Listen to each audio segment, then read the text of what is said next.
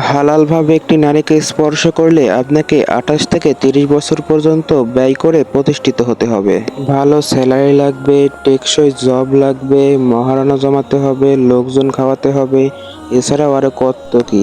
আবার একই নারীকে হারামভাবে স্পর্শ করতে, উপভোগ করতে মাত্র 2 দিন সময় নিলেই হবে, কিংবা এর চেয়ে একটু বেশি। স্যালারিও লাগবে না, জবও লাগবে না, মহারণাও দিতে হবে না। 17 বা 18 বছর বয়সেই ভোগ করা যাবে, তখন কেউ আপনাকে ছোট বলবে না। আর বিয়ে করতে যান, বয়স হয়নি, ক্যারিয়ার হয়নি, সেটেল হয়নি, আরো কত কি। এই সমাজে মুসলমানদের ঈমান ধরে রাখা যে হাতে জ্বলন্ত কয়লা রাখার মতো পরিস্থিতি, বলার ভাষা নেই। এই সমাজ, এই পরিবার, এই রাষ্ট্র, এই শিক্ষা ব্যবস্থা আমাদের সবাইকে জাহান্নামের দিকে ঠেলে দিচ্ছে।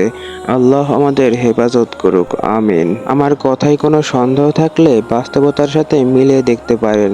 আর ভিডিওটি ভালো লাগলে অবশ্যই একটি লাইক দিয়ে দেবেন। সবাই ভালো থাকবেন, আল্লাহ হাফেজ।